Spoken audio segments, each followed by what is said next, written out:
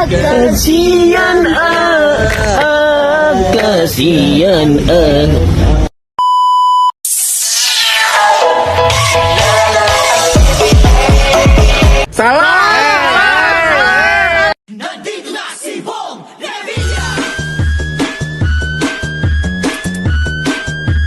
Bong Revilla po, number 16 sa balota.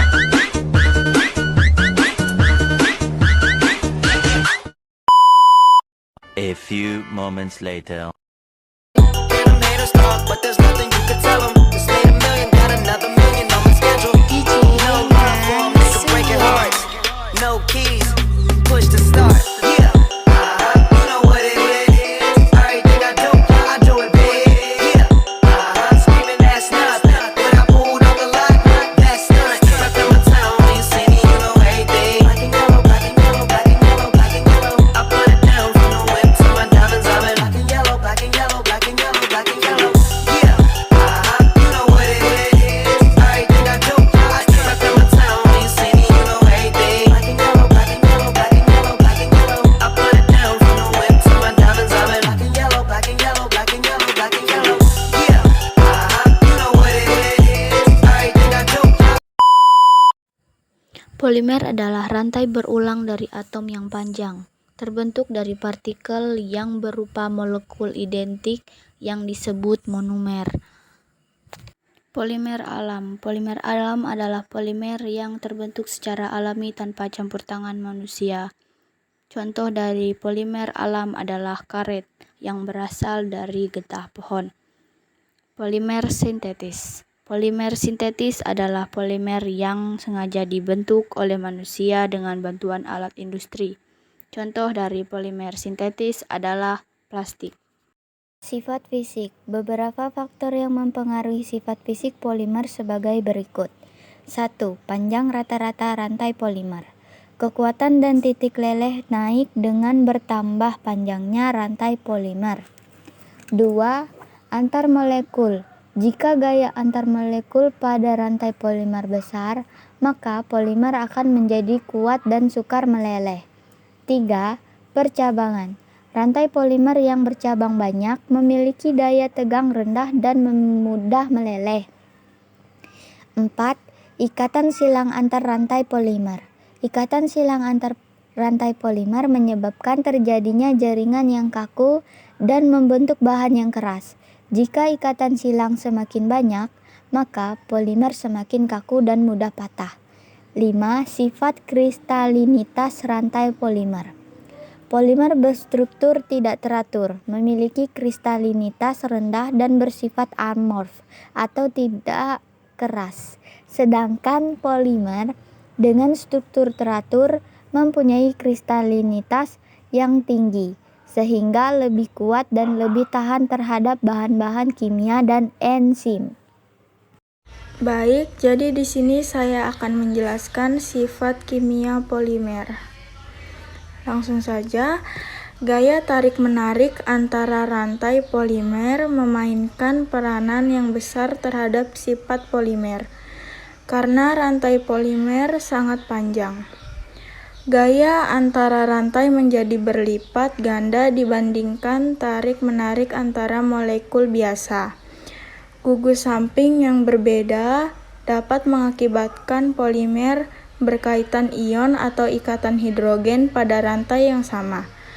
Semakin kuat gaya akan berakibat naiknya kuat tarik, titik lelah, dan tingkat kristalinitas. Menuliskan reaksi pembentukan polimer atau adisi dari monomernya. Baik, saya akan menjawab. Reaksi pembentukan polimer adisi dari monomernya terjadi karena adanya pembentukan polimer dari monomer yang berikatan rangkap atau ikatan tak jenuh. Pada reaksi polimer adisi ini terjadi monomer pembuka ikatan rangkapnya, lalu berikatan dengan monomer lain sehingga menghasilkan polimer yang berikatan tunggal atau ikatan jenuh. Pada umumnya, monomer yang direaksasikan ke dalam polimerisasi adisi adalah senyawa alkana dan turunannya.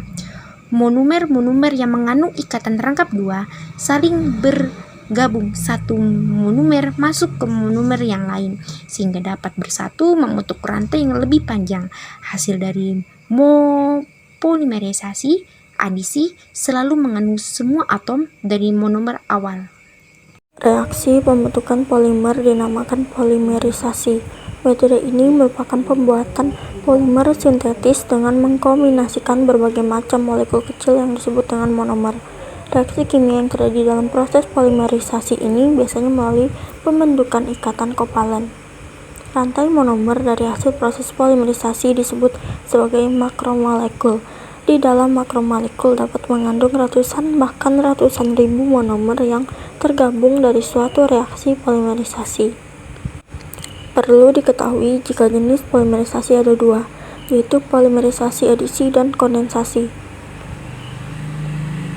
Polimerisasi kondensasi adalah reaksi pembentukan polimer dari monomer-monomer yang mempunyai dua gugus fungsi. Polimerisasi kondensasi ini hanya dapat berlangsung pada monomer yang memiliki gugus fungsional. Molekul kecil yang dilepaskan biasanya adalah air. Selain itu, metanol juga dapat dihasilkan sebagai efek samping dari reaksi polimerisasi kondensasi ini.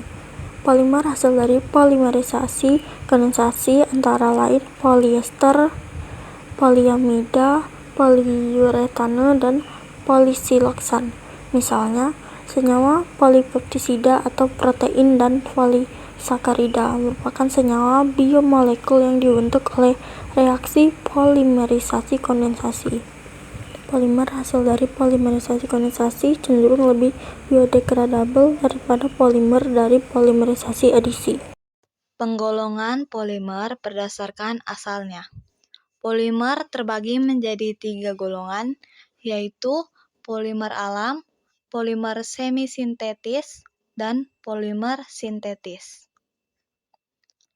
Polimer alam merupakan polimer yang tersedia secara alami di alam dan berasal dari makhluk hidup. Polimer semi-sintetis adalah polimer yang diperoleh dari modifikasi polimer alam dan bahan kimia, contohnya selulosa nitrat. Dan polimer sintetis adalah polimer yang tidak terdapat di alam tetapi disintesis atau dibuat dalam reaktor di industri kimia. Berikut ini adalah tabel contoh beberapa polimer alam. Dan juga tabel contoh dari polimer sintetis.